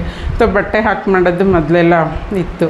ಸೊ ಅದು ಈಗ ಮತ್ತೆ ಬಟ್ಟೆ ಉಪಯೋಗಿಸ್ಬೇಕು. ಆ ಬಟ್ಟೆನೂ ಎಷ್ಟು ಕ್ಲೀನಾಗಿಟ್ಟಿರ್ತಾರೆ ಗೊತ್ತಿಲ್ಲ ನಮಗೆ, ಏಕೆಂದರೆ ಪ್ರತಿದಿನ ಅದನ್ನು ಸ್ವಚ್ಛಗೊಳಿಸ್ಬೇಕಲ್ಲ. ಎಷ್ಟು ಹೋಟೆಲ್ಗಳು, ಎಷ್ಟು ಜನ ನಿಜವಾಗ್ಲೂ ಕಾಳಜಿ ಇಟ್ಕೊಂಡು ಕೆಲಸ ಮಾಡುವಂಥವ್ರು ಎಷ್ಟಿದ್ದಾರೆ. ಸೊ ಇವೆಲ್ಲ ಹೊರಗಿನ ಕಾರಣಗಳಿಂದ ನಮ್ಗೆ ಗೊತ್ತಿಲ್ಲದೆ ಬರುವಂಥ ಕಾಯಿಲೆಗಳು ಹಲವಾರಿದೆ. ಪರಿಸರ ಮಾಲಿನ್ಯ ಮತ್ತು ಈ ತರಹದ್ದು. ಈಗ ನಾವು ಉಸಿರಾಡ್ತಾ ಇದ್ದೀವಂದರೆ ಆಕ್ಸಿಜನ್ ಲೆವೆಲ್ ಕಡಿಮೆನೇ ನಾವು ತಗೊಳ್ತಾ ಇರೋದು. ಕಾರ್ಬನ್ ಡೈಆಕ್ಸೈಡ್ ಹೊರಗೆ ಹೋಗ್ತಿರುತ್ತೆ, ಬಟ್ ಒಳಗೂ ಅದನ್ನೇ ಜಾಸ್ತಿ ತಗೊಳ್ತಾ ಇರ್ತೀವಿ. ಆಮೇಲೆ ನೀವು ಎಷ್ಟು ಜನ ಡೀಪ್ ಬ್ರೀತ್ ಮಾಡ್ತಿರಲಿ. ಈಗ ಓಮ್ ಹೇಳಿಸಿದ್ರು ಶಿಲ್ಪ ಅವರು, ನಾವು ಹೇಳಿದ್ವಿ ನಿಜ. ಆದರೆ ಪ್ರತಿದಿನ ನಾವು ಡೀಪ್ ಬ್ರೀತ್ ಮಾಡೋದು, ಪ್ರಾಣಾಯಾಮ ಮಾಡೋರು, ಯೋಗ ಮಾಡೋರು ಬಿಟ್ಟರೆ ಬೇರೆಯವರು ಎಷ್ಟು ಜನ ನಾವು ಮಾಡ್ತೀವಿ ಡೀಪ್ ಬ್ರೀತು. ಲಂಗ್ಸ್ ಸಂಪೂರ್ಣ ಉಪಯೋಗಿಸೋದೇ ಇಲ್ಲ. ಮೆದುಳಂತೂ ಬಿಡಿ, ಮೆದುಳು ನಾವು ಯೂಸೇ 5% ಮಾಡಲ್ಲ. ಸೊ ಇದು ಅಟ್ಲೀಸ್ಟ್ ಲಂಗ್ಸು ಯಾವ್ಯಾವ ಅಂಗಾಂಗಗಳು ಎಷ್ಟು ಉಪಯೋಗ, ಲಂಗ್ಸನ್ನು ಸಂಪೂರ್ಣವಾಗಿ ನಾವು ಡೀಪ್ ಬ್ರೀತ್ ತೊಗೊಳ್ಳೋದು ಬಿಡೋದು, ಅದೊಂದು ಮಾಡಿ ನಿಮ್ಮ ಶ್ವಾಸಕೋಶ ತುಂಬ ಆರೋಗ್ಯವಾಗಿರುತ್ತೆ. ಸೊ ನೆಗಡಿ, ಕೆಮ್ಮು, ಈ ಅಸ್ತಮ ಅವುಗಳಿಂದ ದೂರ ಇರ್ಬೋದು. ಅವ್ನು ಮಕ್ಕಳಿಗೆ ಚಿಕ್ಕ ವಯಸ್ಸಿಂದ ಕಲಿಸ್ಬೇಕು. ನಾವು ಬೇರೆದೆಲ್ಲ ಕಲಿಸ್ತೀವಿ, ಸ್ಕೂಲ್ಗೆ ಹೋಗು, ಇಷ್ಟು ಮಾರ್ಕ್ಸ್ ತೆಗಿ, ಯೂನಿಫಾರ್ಮ್ ಹಿಂಗೆ ಹಾಕೋ, ಹಿಂಗೆ ಮಾಡು, ಹಿಂಗೆ ತಲೆ ಬಚ್ಕೋ, ಎಲ್ಲವೂ ಕಲಿಸ್ತೀವಿ. ಬಟ್ ಕೆಲವು ವಿಚಾರಗಳನ್ನ ನಾವು ಹೇಳಲೇಬೇಕಾಗುತ್ತೆ. ಆಮೇಲೆ ಈ ಬಾರಿಯ ಘೋಷಣೆಯಂತೆ ನಾವು ಮಕ್ಕಳಿಗೆ ನಾವು ಮಾಡಿಡೋ ಆಸ್ತಿ, ಕಾರು, ಮನೆ, ಬಂಗ್ಲೆ ಎಲ್ಲ ನಾವು ಆರೋಗ್ಯವನ್ನು ಕೊಡೋದು ತುಂಬ ಮುಖ್ಯ ಆಗುತ್ತೆ. ಗರ್ಭಿಣಿ ಇರುವಾಗಿಂದ ಹಿಡಿದು ಮಗು ಹುಟ್ಟಿ 5 ವರ್ಷದವರೆಗೂ ನಾವು ಅದನ್ನು ಯಾವುದೇ ಕಾಯಿಲೆ ಇಲ್ಲದೆ ಎಷ್ಟು ಚೆನ್ನಾಗಿ ನೋಡ್ಕೋತೀವೋ ಅದರ ಮೆದುಳಿನ ಬೆಳವಣಿಗೆ ಅಷ್ಟು ಚೆನ್ನಾಗಿರುತ್ತೆ. ಮುಂದೆ ಅದಕ್ಕೆ ಅದರ ಜೀವನ ಇದಕ್ಕೆ ಒಂದು ಬೇಸಾಗಿ ನಾವು ಕೊಟ್ಟಂಗಾಗುತ್ತೆ. ಸೊ ಅದ್ರ ಬಗ್ಗೆ ನಾವು ಗರ್ಭಿಣಿ ಇರುವಾಗ ಏನು ಆಹಾರ ಕೊಡಬೇಕು, ಬಾಣಂತಿಯಲ್ಲೇ ಏನು ಆಹಾರ ಕೊಡಬೇಕು ಅದೆಲ್ಲ ಈಗೇನೂ ಇಲ್ಲ. ನೀವು ಸಿಸೇರಿಯನ್, ನೀವು ಅಪ್ಪ ಅಮ್ಮ ಯಾರೂ ಹೋಗೋದೇ ಬೇಡ ಅಲ್ಲಿಗೆ, ಒಬ್ಬರೇ ಹೋಗಿ ಅವರೇ ರಿಜಿಸ್ಟ್ರ್ ಮಾಡ್ಕೋತಾರೆ, ಎಲ್ಲ ಡೆಲಿವರಿ ಮಾಡಿಕೊಂಡು ಸಿಸೇರಿಯನ್ ಮಾಡ್ತಾರೆ, ಎಲ್ಲ ತಿನ್ಬೋದು ಅಂತ ಅವತ್ತೇ ಮಸಾಲೆ ದೋಸೆ ತಿನ್ನಿಸಿ ಮನೆಗೆ ಕಳಿಸಿರ್ತಾರೆ. ಸೊ ಯಾವುದ್ರ ಬಗ್ಗೆನೂ ನಮಗೇನಂದರೆ ನಾವು ಎಲ್ಲ ಯಾವಾಗಲೂ ಹಿಂಗೆ ಇರಬೇಕು ಅಂತ ಅಪೇಕ್ಷೆ ಪಡುವಂತಹ ಮನಸ್ಥಿತಿ ಇವತ್ತಾಗಿದೆ. ಆಮೇಲೆ ನೋವು ತಡೆಯೋದೇ ಇಲ್ಲ ನಮ್ಮ ಹೆಣ್ಮಕ್ಳಿಗೆ. ಹುಡುಗಿರು ನಮ್ಮದೇ ಮಕ್ಕಳು, ಆದರೆ ಅದು ನಾವೇ ಬೆಳೆಸಿದ್ವು ಅನಿಸೋಷ್ಟು ಬದಲಾಗಿದೆ ಈಗ. ಸೊ ಅವ್ರಿಗೆ ಹೆರಿಗೆ ನೋವು ಅಂತ ಯಾರೂ ತಡೆಯಲ್ಲ. ಅವರೇ ನನ್ನ ಪೇಷಂಟ್ ಒಬ್ಬರು ಪಾಪ ಅಮ್ಮ ರೆಡಿ ಇದ್ದಾರೆ ನಾರ್ಮಲ್ ಡೆಲಿವರಿಗೆ, ಇದರಲ್ಲಿ ಗೌರ್ಮೆಂಟ್ ಹಾಸ್ಪಿಟ್ಲಲ್ಲಿ ಮಾಡಿಸ್ಬೇಕು ಅಂತ. ಆದರೆ ಹುಡುಗಿ ರೆಡಿ ಇಲ್ಲ ಮಗಳು. ಸೊ ಇಲ್ಲ, ನನಗೆ ಸಿಸೇರಿಯನ್ನೇ ಆಗಬೇಕು, ಅದು ಇಂಥ ಹಾಸ್ಪಿಟ್ಲೇ, ಅದು ಈಗೆಲ್ಲ ಬಂದಿದ್ದಾವಲ್ಲ ಏನೋ ಕ್ರೇಡಲ್ಲು, Cloud9 ಲಕ್ಷಗಟ್ಟಲೆ ಬಿಲ್ ಮಾಡುವಂಥ ಹಾಸ್ಪಿಟ್ಲು. ಸೊ ಅಲ್ಲೇ ಹೋಗಬೇಕು ಅಂತ. ಸೊ ಇದು ಏನಾಗುತ್ತೆ, ಒಂಥರ ಅಲ್ಲಿ ಹೋಗಿ ಕೊನೆಗೆ ಒಬ್ಬರು ತುಂಬ ಫೇಮಸ್, ಅವರು ಎಜುಕೇಷನಿಸ್ಟು, ಹೆಸರು ಬೇಡ ಇಲ್ಲಿ, CRC ಅವ್ರಿಗೂ ಗೊತ್ತು, ನನಗೂ ಗೊತ್ತು, ಅವರ ಮಗಳದೇನೆ, ಅವಳದು ಎಲ್ಲ ಪಾಪ ಇದೆಲ್ಲ ಗರ್ಭಿಣಿ ಇರುವಾಗ ತುಂಬ ಚೆನ್ನಾಗಿ ಎಲ್ಲವೂ ಆಗಿತ್ತು. ಎಲ್ಲ ಡೆಲಿವರಿ ಟೈಮಲ್ಲಿ ನಾರ್ಮಲ್ ಡೆಲಿವರಿಗೆ ಇವರು ಹೋಗಿದ್ದು. ಸೊ ಆಗುವಾಗ ಅದು ಪ್ರಾಬ್ಲಮ್ ಆಯಿತು ಅಂತ ಫೋರ್ಸೆಪ್ಸ್ ಯೂಸ್ ಮಾಡಿದ್ದಾರೆ. ಮಾಡೋವಾಗ ಏನಾಗಿದೆ, ಮಗು ಸುಲಭವಾಗಿ ಡೆಲಿವರಿ ಆಯಿತು, ಆದರೆ ತಾಯಿ ಗರ್ಭಕೋಶಕ್ಕೆ ಸಪ್ಲೈ ಮಾಡುವಂಥ ಆರ್ಟ್ರಿ ಕಟ್ಟಾಗಿಬಿಟ್ಟಿದೆ. ಅದು ಬ್ಲೀಡಿಂಗ್ ಆಗಿ, ಸಿಕ್ಕಾಪಟ್ಟೆ ಬ್ಲೀಡಿಂಗ್ ಆಗಿ, ಅವರು ಇದು ಡೆಲಿವರಿ ಬ್ಲೀಡಿಂಗ್ ಅಂತ ಡಾಕ್ಟ್ರ್ ಹೇಳಿದ್ದಾರೆ. ಇವ್ರಿಗೂ ಗೊತ್ತಿಲ್ಲ ಪಾಪ, ನಂಬ್ಕೊಂಡು ಇರ್ಬೋದು ಅಂತ 1 ದಿನ 2 ದಿನ ಆದರೂ ಬ್ಲೀಡಿಂಗ್ ನಿಂತಿಲ್ಲ. ಅವಳು ಅನ್ಕಾನ್ಷಿಯಸ್ ಪೇಷಂಟು ಹುಡುಗಿ. ಆಮೇಲೆ ನಂಗೆ ಫೋನ್ ಮಾಡಿದರು. ಆಮೇಲೆ ಇಲ್ಲ, ಇದೇನೋ ಪ್ರಾಬ್ಲಮ್ ಇರಬೇಕು, ಫಸ್ಟ್ ಅಲ್ಲಿಂದ ಶಿಫ್ಟ್ ಮಾಡಿ ಬೇರೆ ಹಾಸ್ಪಿಟ್ಲಿಗೆ ಇದು ಮಾಡಿ ಅಂತ ಹೇಳಿದ್ಮೇಲೆ ಮಾಡಿ, ಆಮೇಲೆ ಅವಳು 7 ದಿನ ICU ಅಲ್ಲಿದ್ದು ನಾವು she came out of danger, ಚೆನ್ನಾಗಿದ್ದಾಳೆ ಈಗ. ಸೊ ಈ ಥರದ್ದು ಇದು ತುಂಬ, ಈಗ ಯಾರೂ ಫೋರ್ಸೆಪ್ಸ್ ಮಾಡೋದೇ ಇಲ್ಲ ಯಾವ ಡಾಕ್ಟರ್ಸು, ಅದು ಹೆಂಗಲ್ಲಿ ಮಾಡಿದ್ರೋ ಗೊತ್ತಿಲ್ಲ. ಸೊ ಇವು ಗೊತ್ತಿಲ್ಲದೆ ಆಗುವಂಥ, ಅಂದರೆ ಎಲ್ಲ ಸಲೀಸಾಗಿ ಎಲ್ಲವೂ ಆಗಿದೆ ಅನ್ನುವಾಗ ಈ ಥರದ್ದೊಂದು ಆಗ್ತಾ ಇರುತ್ತೆ. ಆಮೇಲೆ ಡಾಕ್ಟ್ರು ನಿಮ್ಗೆ ಹೇಳಿರ್ತಾರೆ, ಎಮರ್ಜೆನ್ಸಿನ ಇಡೀ ಇದರಲ್ಲಿ ಬೇಕಾಗಿರೋದು ಒಂದು 350-360 ಔಷಧಿಗಳು ಮಾತ್ರ ನಮಗೆ ಬೇಕಾಗಿರುವಂಥದ್ದು. ಆದರೆ ಮಾರುಕಟ್ಟೆಯಲ್ಲಿ ಎಷ್ಟು ಔಷಧಿಗಳಿದೆ? 36,000ಕ್ಕಿಂತ ಹೆಚ್ಚು ಔಷಧಿಗಳಿದೆ. ಆಮೇಲೆ ನೀವು ಆಸ್ಪತ್ರೆಗೆ ಹೋದಾಗ ಡಾಕ್ಟ್ರುಗಳು ಬರ್ಕೊಡ್ತಾರೆ ಪ್ರಿಸ್ಕ್ರಿಪ್ಷನ್ 7-8 ಔಷಧಿಗಳು, ಅದರಲ್ಲಿ 2-3 ನಿಜವಾಗ್ಲೂ ಅವಶ್ಯಕತೆ ಇರುವಂತಹ ಔಷಧಿಗಳು, ಇನ್ನುಳಿದವು ಬೇಕಿಲ್ಲ ನಮಗೆ. ಆದರೂ ನಾವು ನುಂಗ್ತೀವಿ, ಡಾಕ್ಟ್ರು ಬರ್ಕೊಟ್ಟಿದ್ದಾರೆ ಅದನ್ನ ನಮಗೆ ಬೇಕು ಅಂಥೇಳಿ. ಇಲ್ಲ ಅಂದರೂ ಕೂಡ ಸರ್ಜರೀಸ್, ಗರ್ಭಕೋಶ ಸರ್ಜರಿ ಮೊದಲು ಎಲ್ಲಿ ನಮ್ಮ ಅಮ್ಮಂದರು, ನಮ್ಮ ಅಜ್ಜಿಯರು ಎಷ್ಟು ಜನ ಮಾಡಿಸ್ಕೊಂಡಿದ್ರು ಗರ್ಭಕೋಶ ಸರ್ಜರಿ? ಚೆನ್ನಾಗಿರಲಿಲ್ವ ಅವರೆಲ್ಲ. ಸೊ ಇತ್ತೀಚೆಗೆ ಯಾಕೆ 40 ವರ್ಷ ಆದ ತಕ್ಷಣ ಏನಾದರೂ ತೊಂದರೆ ಇದೆ ಗರ್ಭಕೋಶದ್ದು ಅಂದ ತಕ್ಷಣ ಅದನ್ನು ಸರ್ಜರಿ ಮಾಡುವಂತಹ ಪ್ರವೃತ್ತಿ ಇವತ್ತು ಹೆಚ್ಚಾಗಿದೆ. ಹಣ ದುರಾಸೆಗೆ ಮನುಷ್ಯ ಎಲ್ಲ ವೃತ್ತಿಗಳು ಇವತ್ತು ವಾಣಿಜ್ಯೀಕರಣಗೊಂಡಿವೆ, ಮೆಡಿಕಲ್ಲು ಕೂಡ ಅದು ಹೊರತಲ್ಲ. ಸೊ ಹಾಗಾಗಿ ನಾವು ಯಾರನ್ನು ಅನುಮಾನದಿಂದ ನೋಡಬಾರ್ದಿತ್ತೋ ಅವರನ್ನು ಅನುಮಾನದಿಂದ ನೋಡುವಂತಹ ದಿನಗಳು ಇವತ್ತು ಬಂದಿವೆ. ಅದಕ್ಕೆ ನಿಮ್ಗೇನೇ ಅವ್ರು ಬರ್ಕೊಟ್ರು ಏನೇ ವಿಚಾರ ಇದ್ದರೂ ನೀವು ಅದನ್ನ ಕನ್ಫರ್ಮ್ ಮಾಡ್ಕೊಳ್ಳಿ. ಇನ್ನೊಬ್ಬ ಡಾಕ್ಟ್ರ್ ಹತ್ರ ಕೇಳಿ, ಅಥವಾ ನಿಮಗೆ ಫ್ಯಾಮಿಲಿ ಡಾಕ್ಟ್ರ್ ಅಂತ ಇರ್ತಾರೆ, ಅಥವಾ ನಿಮ್ಮ ಫ್ಯಾಮಿಲಿಯವರೇ ಯಾರೋ ಡಾಕ್ಟರ್ಸ್ ಇರ್ತಾರೆ, ಅವರಿಗೆ ಕನ್ಫರ್ಮ್ ಮಾಡಿಕೊಂಡು ಆ ಮೆಡಿಸನ್ಸನ್ನು ತಗೊಳ್ಳೋ ಅಂಥದ್ದು ರೂಢಿ ಮಾಡ್ಕೊಳ್ಳಿ. ಸುಮ್ಮನೆ ಇಲ್ಲದೆ ಹೋದರೆ ಕೆಲವು ಅವಶ್ಯಕತೆಯೇ ಇರಲ್ಲ, ಸುಮ್ಮನೆ ಔಷಧಿ ತೊಗೊಂಡು ಅದರಿಂದಾಗಿಯೇ ಬೇರೆ ಬೇರೆ ಕಾಯಿಲೆಗಳು ಬರೋದು ಕೂಡ ಇವತ್ತು ಜಾಸ್ತಿ ಆಗಿದೆ. ಆಮೇಲೆ ಎಷ್ಟೋ ಕಾಯಿಲೆಗಳಿಗೆ ಔಷಧಿನೇ ಬೇಕಿಲ್ಲ, ಮನೆ ಮದ್ದುಗಳಿಂದಲೇ ಗುಣ ಆಗ್ತವೆ. ಒಂದು 60% ಕಾಯಿಲೆಗಳನ್ನು ನಾವು ಮನೆ ಮದ್ದಿನಿಂದನೇ ಸರಿಪಡಿಸ್ಬೋದು. ಆದರೆ ಇವತ್ತು ಅದು ನಮ್ಗೆ ಬೇಕಿಲ್ಲ. ಕಷಾಯ ಮಾಡಿ ಕುಡಿಯೋದು ಟೈಮ್ ಇಲ್ಲ. ಆ ಕಷಾಯ ಯಾರು ಕುಡಿತಾರೆ ಅಂತಾರೆ ಮಕ್ಕಳು. ಅವು ಸಿರಪ್ಪು ಮಾತ್ರೆ ಆದರೆ ಈಸಿ ನುಂಗ್ಬಿಡಬಹುದು ಅಂಥೇಳಿ. ಅದಕ್ಕೆ ಈಗ ಅದನ್ನು ಆಯುರ್ವೇದದಲ್ಲಿ ಸಿರಪ್ಪು ಮಾತ್ರೆಗಳ ರೂಪದಲ್ಲಿ, ಕ್ಯಾಪ್ಸುಲ್ ರೂಪದಲ್ಲಿ ಕೂಡ ಇವತ್ತು ಆಯುರ್ವೇದ ಇಂಡಸ್ಟ್ರಿಯಲ್ಲಿ ಅದನ್ನು ತಯಾರು ಮಾಡ್ತಾಯಿದ್ದಾರೆ, ಬರ್ತಾಯಿದೆ ಅದನ್ನು. ಸೊ ಬಂದಿದೆ ಕೂಡ, ಕೆಲವು ಕಂಪನಿಗಳು ಅದನ್ನು ಮಾಡಿದ್ದಾರೆ. ಸೊ ಹಂಗಾಗಿ ನಾನು ಕೆಲವು ವಿಚಾರಗಳನ್ನು ಇಲ್ಲಿ ಹೇಳ್ತೇನೆ, ಆಮೇಲೆ ನಿಮಗೆ ಪ್ರಶ್ನೆಗಳಿದ್ರೂ ನಾವು ಸಂವಾದ ಮಾಡೋಣ. ಮೊಟ್ಟ ಮೊದಲು ನಾನು ತಗೊಳ್ಳೋದು ಅಸಿಡಿಟಿ. ನಮ್ಮೆಲ್ಲರಿಗೂ ಅಸಿಡಿಟಿ ಸಮಸ್ಯೆ ಈಗ ಚಿಕ್ಕ ಮಕ್ಕಳಲ್ಲೂ ಕೂಡ ಶುರುವಾಗ್ತಾಯಿದೆ. ಮಕ್ಕಳಿಗೆ ಮೊದಲು ಬರ್ತಿರಲಿಲ್ಲ, ಈಗ ಅವರಲ್ಲೂ, ಏಕೆಂದರೆ ಆಹಾರ ಪದ್ಧತಿ ಬದಲಾವಣೆ ಆಗಿರೋದ್ರಿಂದ. ಅಸಿಡಿಟಿಗೆ ಸಿಂಪಲ್ ರೆಮಿಡಿ ಅಂದರೆ ಜೀರಿಗೆ ನೀರು ಮಾಡ್ಕೊಳ್ಳೋದು. 1 ಲೀಟ್ರ್ ನೀರಿಗೆ 2 ಚಮಚ ಜೀರಿಗೆ ಹಾಕಿ ಚೆನ್ನಾಗಿ ಬಾಯ್ಲ್ ಮಾಡಿ ತೆಗೆದಿಟ್ಕೊಂಡು ಅದನ್ನ ಆಗಾಗ ಕುಡಿತಾಯಿರಿ. 1 ವಾರದಲ್ಲೇ ನಿಮಗೆ ತಹಬಂದಿಗೆ ಬರುತ್ತೆ. ಯಾವ ಮಾತ್ರೆಗಳ ಅವಶ್ಯಕತೆಯೂ ಇಲ್ಲ. ಮಕ್ಕಳಿಗಾದರೆ ಜೀರಿಗೆ ಲೇಹ್ಯ ಮಾಡ್ಬೋದು. ಬೆಲ್ಲದ ಪಾಕ ಮಾಡಿಬಿಟ್ಟು ಅದನ್ನ ಎಳೆ ಪಾಕ ಮಾಡಬೇಕು. ಅದಕ್ಕೆ ತುಪ್ಪ ಮತ್ತು ಜೀರಿಗೆ ಹುರಿದು ಪುಡಿ ಮಾಡಿರಬೇಕು, ಹಾಕಿ ಅದನ್ನು ಲೇಹ್ಯ ಥರ ಮಾಡಿಟ್ಕೊಂಡು ಚಿಕ್ಕ ಮಕ್ಕಳಿಗೆ ನೀವು ಅಂದರೆ ಒಂದು 7-8 ವರ್ಷದ ನಂತರ ಕೊಡಬಹುದು. ಅದನ್ನ ಇಷ್ಟು ಗೋಲಿಗೆ ಹತ್ರ ಕೊಟ್ಟು ಒಂದು ಸ್ವಲ್ಪ ಹಾಲು ಕೊಡಬೇಕು. ಸೊ ಜೀರ್ಣನೂ ಚೆನ್ನಾಗಾಗುತ್ತೆ, ಮಕ್ಕಳಿಗೆ ಕಾನ್ಸ್ಟಿಪೇಷನ್ ಪ್ರಾಬ್ಲಮ್ ಇರಲ್ಲ. ಆಮೇಲೆ ಇದು ಯಾವುದೇ ತರಹದ ತೇಗಾಗಲಿ ಹೊಟ್ಟೆ ನೋವಾಗಲಿ ಏನೂ ಬರಲ್ಲ. ಸೊ ಜೀರಿಗೆ ಲೇಹ್ಯ ಅದು ರೆಡಿನೂ ಸಿಗುತ್ತೆ. ಜೀರಕ ರಸಾಯನ ಅಂಥೇಳಿ ಆಯುರ್ವೇದ ಔಷಧಿ ಅಂಗಡಿಗಳಲ್ಲಿ ಸಿಗುತ್ತೆ. ಬಟ್ ಮನೆಯಲ್ಲೂ ನೀವು ಮಾಡ್ಕೊಳ್ಬಹುದು, ತುಂಬ ಸಿಂಪಲ್ ರೆಮಿಡಿ.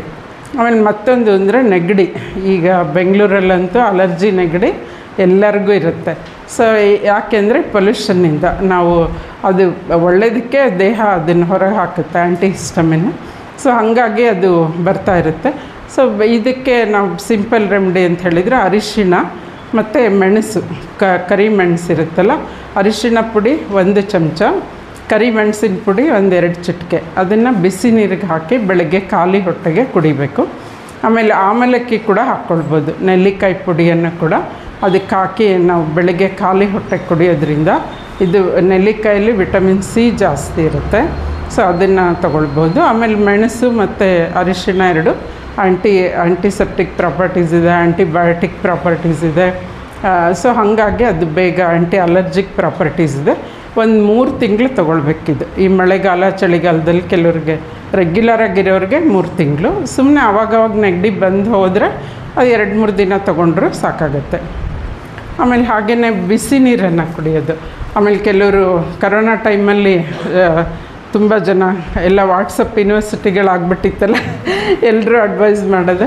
ಸೊ ಈ ಬಿಸಿ ನೀರು ಕೂಡ ಇಡೀ ದಿನ ಕುಡಿಯೋ ಅವಶ್ಯಕತೆ ಇಲ್ಲ. ನಮ್ಮ ಕಿಡ್ನಿಗಳು ಹೇಗೆ ಇರ್ತವೆ ಅಂದರೆ ನೇಚರ್ ಮಾಡಿರೋದು, ಅದು ಯಾವಾಗಲೂ ಬಿಸಿನೀರು ಬೇಕಾಗಿಲ್ಲ, ನಾರ್ಮಲ್ ವಾಟ್ರೇ ಕುಡಿಬೋದು. ಬೆಳಗ್ಗೆ ಎದ್ದಾಗ ಮತ್ತು ರಾತ್ರಿ ಮಲ್ಕೊಳ್ಳುವಾಗ ಆಗ ಮಾತ್ರ ಬಿಸಿ ನೀರು ಕುಡಿದ್ರೆ, ಅದು ಯಾರು ಕಾನ್ಸ್ಟಿಪೇಷನ್ ಸಮಸ್ಯೆ ಇರೋರು, ಒಂದು ಏಜ್ ಕ್ರಾಸ್ ಆದಮೇಲೆ, ಆಮೇಲೆ ಈ ಥರ ನೆಗಡಿ ಕೆಮ್ಮು ಇವೆಲ್ಲ ತೊಂದರೆ ಇರುವವರು, ಸೊ ಅಂಥವ್ರು ಮಾತ್ರ ಬಿಸಿ ನೀರನ್ನು ಕುಡಿದ್ರೆ ಸಾಕು. ಉಳಿದವ್ರು ನಾರ್ಮಲ್ ವಾಟ್ರೇ ಕುಡಿಬಹುದು. ಸೊ ಅದು ನಾವು ಮಾಡ್ಕೊಳ್ಬೇಕು. ಯಾಕೆಂದರೆ ಹುಷಾರಿಲ್ಲದೆ ಇದ್ದಾಗ ಕುಡಿಯೋದು ಬೇರೆ, ಹುಷಾರಿದ್ದಾಗ ಕುಡಿಯೋದು ಬೇರೆ ಆಗುತ್ತೆ. ನಾವು ನಾರ್ಮಲ್ ಇದ್ದಾಗೂ ಬಿಸಿ ನೀರು ಕುಡಿದ್ರೆ ನಮ್ಮ ಕಿಡ್ನಿಗಳಿಗೆ ಹೆಚ್ಚಿನ ಶ್ರಮ ಕೊಡ್ತೀವಿ ನಾವು. ಆಮೇಲೆ 3 ಲೀಟ್ರ್ ನೀರು ಸಾಕು. ಅಂದರೆ ನಾವು ಮಾಡೋ ಕೆಲಸಕ್ಕೆ, ಅಂದರೆ ಜಾಸ್ತಿ ದೈಹಿಕ ಶ್ರಮ ಇರಲ್ಲ, ಈಗ ಕೂತ್ಕೊಂಡೇ ಕೆಲಸ ಮಾಡೋದು. ಆದರೆ ಹೆಚ್ಚು ಶ್ರಮ ಪಡುವವರು, ಈಗ ಕೂಲಿ ಕೆಲಸ ಮಾಡ್ತಿರ್ತಾರೆ, ರೈತರು ಮತ್ತು ಮನೆ ಕೆಲಸ ಮಾಡೋರು, ಅವ್ರು ಪಾಪ ಅವ್ರು ಇನ್ನೂ ಹೆಚ್ಚು ಕುಡಿಬೇಕು, 4 ಲೀಟ್ರ್ ಆದರೂ ಕುಡಿಬೇಕು ಅವರು. ಸೊ ನಮಗೆ ನಾವು ಒಳಗಡೆ ಕೆಲಸ ಮಾಡೋಂಥವರೆಲ್ಲ 3 ಲೀಟ್ರ್ ನೀರು ಸಾಕಾಗುತ್ತೆ. ಬಟ್ ಬೇಸಿಗೆಯಲ್ಲಿ 4 ಲೀಟ್ರ್ ಕುಡಿದ್ರೂ ಒಳ್ಳೆಯದೇನೆ. ಆಮೇಲೆ ಆಹಾರವನ್ನು ಕಡಿಮೆ ತೊಗೊಳ್ಬೇಕು. ಈಗ ಬೇಸಿಗೆಯಲ್ಲಿ ಹೊಟ್ಟೆ ತುಂಬ ತಿನ್ನಲೇಬೇಡಿ, ಕಡಿಮೆ ತಿಂದಷ್ಟು ಒಳ್ಳೆಯದು. ನಿಮ್ಮ ಮೆದುಳು ಎಷ್ಟು ಚುರುಕಾಗಿ ಕೆಲಸ ಮಾಡುತ್ತೆ ಒಂದಿನ ಅಬ್ಸರ್ವ್ ಮಾಡಿ. ಕಡಿಮೆ ತಿಂದಾಗ ನಾವು 2 ಚಪಾತಿ ತಿನ್ನೋ ಬದಲು 1 ಚಪಾತಿ, ಸ್ವಲ್ಪ ಅನ್ನ ಅಥವಾ ತರಕಾರಿ ಜಾಸ್ತಿ, ಹಣ್ಣು ಜಾಸ್ತಿ, ಆ ಥರ ತೊಗೊಂಡು ನೀವು ಆಮೇಲೆ ಇಂಟರ್ಮಿಟೆಂಟ್ ಫಾಸ್ಟಿಂಗ್ ಕೇಳಿರ್ತೀರ. ಎಷ್ಟು ಜನ ಯಾರಾದರೂ ಮಾಡ್ತೀರಾ ಇಂಟರ್ಮಿಟೆಂಟ್ ಫಾಸ್ಟ್? ಶಿಲ್ಪ ಅವರು ನೀವರು ಮಾಡ್ತಿದ್ದಾರೆ. ನಿಮ್ಮ ಹೆಸರು? ನೀವು ಮಾಡ್ತೀರಾ? ಎಷ್ಟು ವರ್ಷದಿಂದ ಮಾಡ್ತಿದ್ದೀರಾ? 3 ರಿಂದ 4 ತಿಂಗಳಿಂದ ಸ್ಟಾರ್ಟ್ ಮಾಡಿದ್ದೀನಿ. 3-4 ಮಂತ್ಸ್. ನೀವು 5 ಇಯರ್ಸ್. ಓಕೆ. ಅವರು ನೀವು 2 ಇಯರ್ಸ್. ಡಿಫ್ರೆನ್ಸ್ ನಿಮಗೆ you can make out difference.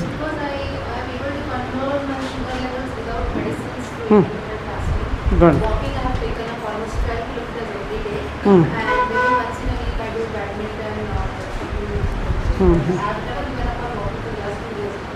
Okay.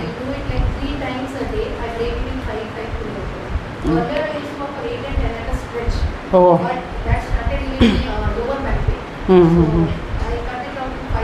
Okay.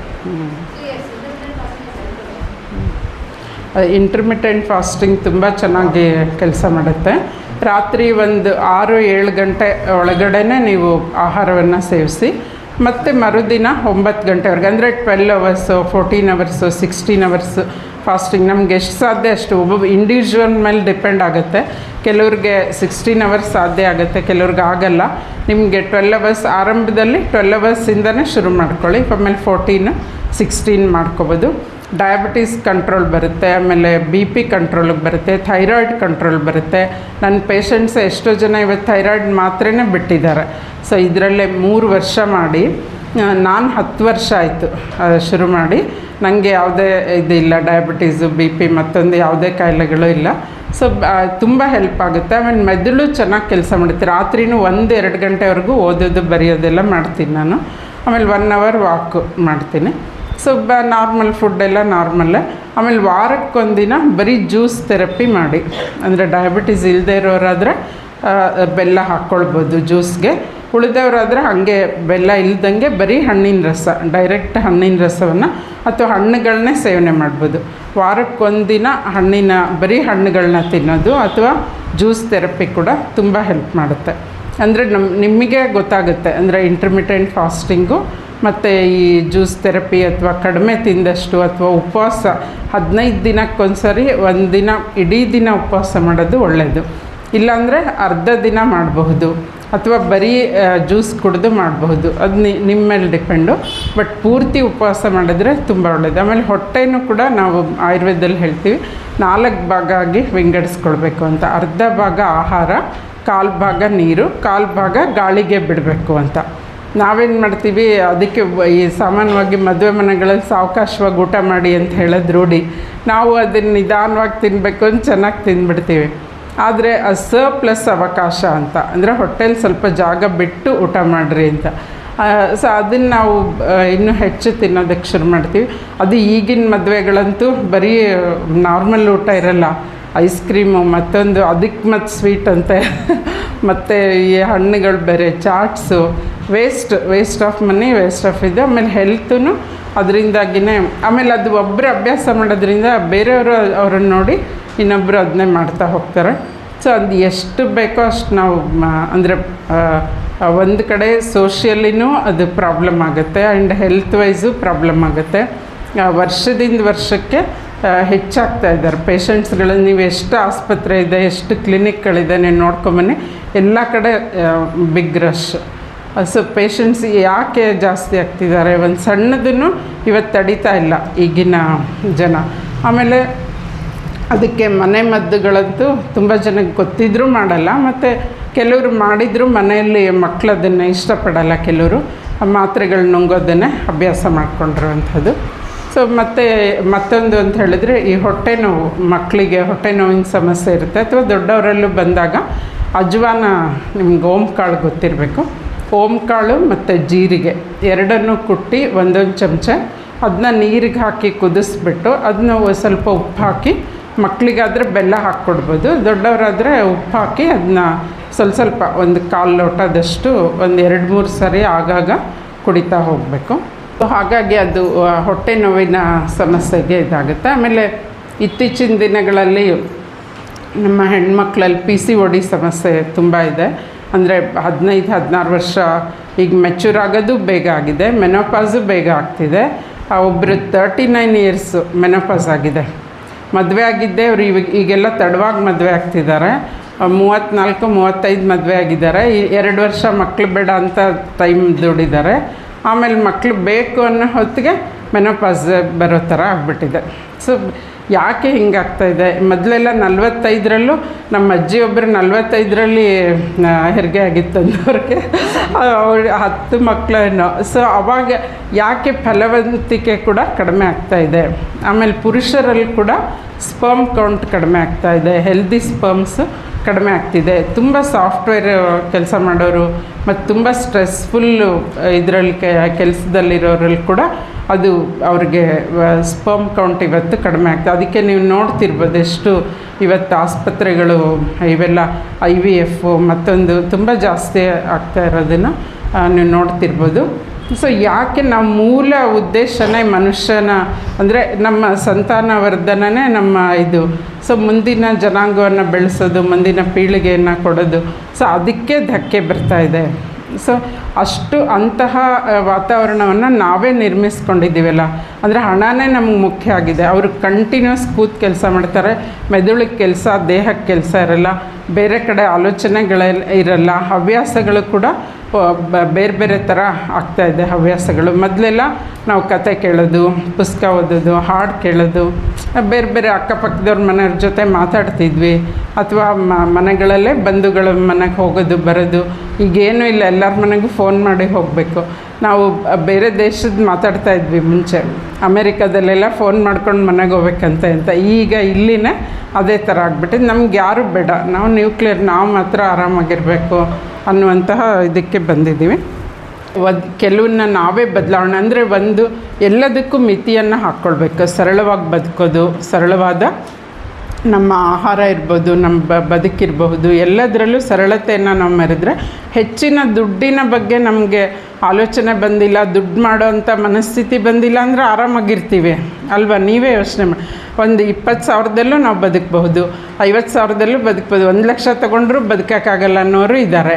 So ನಮ್ಮ ನಿರೀಕ್ಷೆಗಳು, ನಮ್ಮ ಬೇಡಿಕೆಗಳು ಕಡಿಮೆ ಆದಷ್ಟು ನಾವು ಸುಖವಾಗಿ ಸಂತೋಷವಾಗಿ ಬದುಕೋದು. ಆಮೇಲೆ ಸಂತೋಷ ಅನ್ನೋದು ಬರೀ ಮೆಟೀರಿಯಲ್ಸಲ್ಲಿಲ್ಲ, ಅಥವಾ ಬರೀ ಇದರಲ್ಲಿ ಏನು ನಾವು ತೊಗೊಳ್ಳೋವಂಥ ನಮ್ಮ ಮನೇಲಿರುವಂಥ TVನೋ ಸೋಫಾನೋ ಅವೆಲ್ಲ ಕೊಡ್ಬೋದು. ನೀವು 1 ಲಕ್ಷ TVನೇ ಇಟ್ಟಿರ್ಬೋದು, 10,000 TVಯಲ್ಲಿ ಏನು ಬರುತ್ತೋ 1 ಲಕ್ಷ TVಯಲ್ಲೂ ಅದೇ ಬರುವಂಥದ್ದು. ಏನು ಡಿಫ್ರೆನ್ಸ್ ಇರುತ್ತೆ?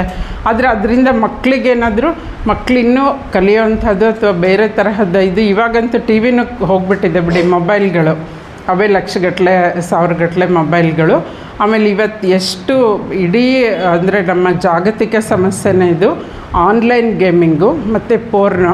ಇವತ್ತು ಓಪನ್ ಆಗಿರೋದ್ರಿಂದ ಯಾವ ಮಗುವಿನ ಕೈಯಲ್ಲಿ ಆ್ಯಂಡ್ರಾಯ್ಡ್ ಫೋನ್ ಇರುತ್ತೋ ಅದು ಸುಲಭವಾಗಿ ಸಿಗುತ್ತೆ ಮಗುಗೆ.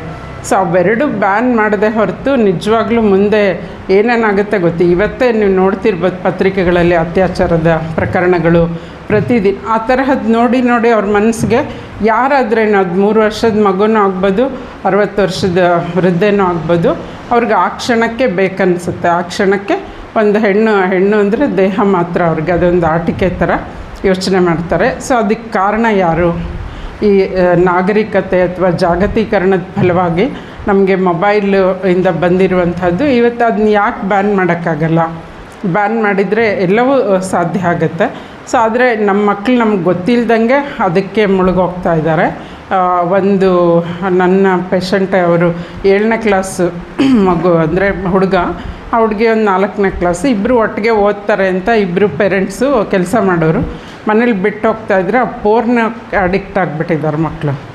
ಆಮೇಲೆ ನಾನು CRC ಅವ್ರಿಗೆ ಹೇಳಿ ನಿಮಾನ್ಸು ಅಲ್ಲಿ ಒಂದು ರೆಗ್ಯುಲರಾಗಿ ಅಡ್ಮಿಟ್ಟೇ ಮಾಡಿ ತುಂಬ ದಿನ ಬೇಕಾಯಿತು ಅದರಿಂದ ಹೊರಗೆ ತರ್ಸೋಕ್ಕೆ.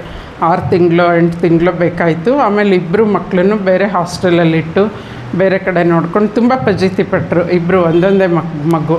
ಸೊ ಅದಕ್ಕೆ ನಮ್ಮ ಮಕ್ಕಳು ಏನು ಮಾಡ್ತಿದ್ದಾರೆ, ಅವರ ಆಹಾರದಿಂದ ಹಿಡಿದು ಉಡುಪಿನಿಂದ ಹಿಡಿದು ಎಲ್ಲಿ ಹೋಗ್ತಾರೆ ಎಲ್ಲಿ ಬರ್ತಾರೆ, ಪ್ರತಿದಿನ ಏನು ನೋಡ್ತಾರೆ, ಸೊ ಅದ್ರ ಕಡೆ ಗಮನ ಕೊಡಬೇಕಾಗಿದ್ದು ತುಂಬ ಮುಖ್ಯ ಅನಿಸುತ್ತೆ. ಸೊ ಅದು ನಾವು ಪೇರೆಂಟ್ಸ್ ಆಗಿ ಅಥವಾ ಅಜ್ಜ ಅಜ್ಜಿಯರಾಗಿ ಅಥವಾ ಯಾರೋ ಮಾಡ್ತಿದ್ರು ನಾವು ನೋಡ್ಕೊಂಡು ಸುಮ್ಮನೆ ಇರೋದಲ್ಲ, ಅದನ್ನು ತಡೆಯೋ ನಿಟ್ಟಿನಲ್ಲಿ ಏನೇನೆಲ್ಲ ಮಾಡಬೇಕು ಅಂತ ಕೂಡ ಆಲೋಚನೆ ಮಾಡಬೇಕಾಗಿದೆ. ಸೊ ಇದೊಂಥರ ಪ್ರತಿಯೊಂದು ಮನೆಗಳಲ್ಲೂ ಇವತ್ತು ಬರ್ನಿಂಗ್ ಪ್ರಾಬ್ಲಮ್ ಆಗಿದೆ. ರಾತ್ರಿ ನಿದ್ದೆ ಬರಲ್ಲ, ನಿದ್ದೆ ಮಾಡಲ್ಲ, 1-2 ಗಂಟೆವರೆಗೂ ಮೊಬೈಲ್ಗೆ ಅಡಿಕ್ಷನ್ ಆಗಿರ್ತಾರೆ. ನಿಮಗೆ ಗೊತ್ತಿರಬೇಕು, ನಿಮ್ಮಾನ್ಸಲ್ಲಿ ಮೊಬೈಲ್ ಕ್ಲಿನಿಕ್ ಅಂತಲೇ ಶುರುವಾಗಿದೆ.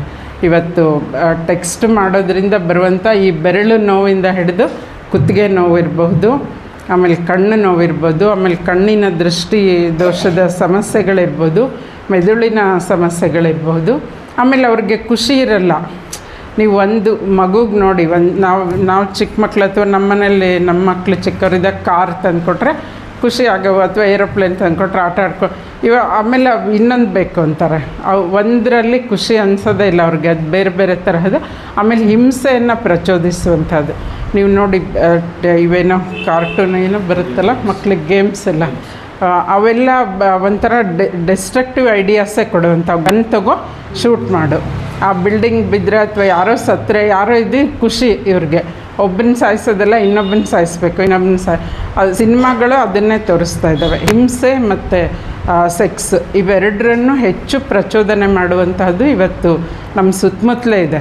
ಸೊ ಅದನ್ನು ತಡೆಯೋ ನಿಟ್ಟಿನಲ್ಲಿ ನಾವೇನು ಮಾಡಬೇಕು, ಅದಲ್ಲದೆ ಬೇರೆದ್ರಲ್ಲಿ ಏನು ಖುಷಿ ಇದೆ, ಏನು ಬೇಕು, ಏನನ್ನು ಕೊಡಬೇಕು ಮಕ್ಕಳಿಗೆ, ಸಂಗೀತ ಆಗ್ಬೋದು, ನೃತ್ಯ ಆಗ್ಬೋದು, ಅಥವಾ ಸಾಹಿತ್ಯ ಆಗ್ಬೋದು, ಬೇರೆ ಬೇರೆ ವಿಚಾರಗಳನ್ನು ನಾವು ಮಕ್ಕಳಿಗೆ ಕೊಡುವಂತಹದ್ದು ತುಂಬ ಮುಖ್ಯ ಅನಿಸುತ್ತೆ. ಆ ನಿಟ್ಟಿನಲ್ಲಿ ನಾವು ಪೇರೆಂಟಿಂಗು ಅಪ್ಪ ಅಮ್ಮ ಆಗ್ಬೋದು, ಅಥವಾ ಅಜ್ಜಿ ತಾತ ಆಗ್ಬೋದು, ಚಿಕ್ಕಮ್ಮ ದೊಡ್ಡಪ್ಪ ಎಲ್ಲರೂ ನಾವು ನಮ್ಮ ಪಾತ್ರಗಳನ್ನು ತುಂಬ ಒಂಥರ ಕ್ರೂಷಿಯಲ್ ಪೀರಿಯಡ್ ಅಂತ ನಾವು ಇರಬಾರ್ದಿತ್ತು ಈಗ ಅನಿಸುತ್ತೆ ನನಗೆ. ಎಷ್ಟೋ ಸರಿ ಇದನ್ನೆಲ್ಲ ಯಾಕಪ್ಪ ನೋಡಿಕೊಂಡು ಇರಬೇಕು ಅನಿಸೋ ಥರ ಭಾವನೆ ಬರುತ್ತೆ.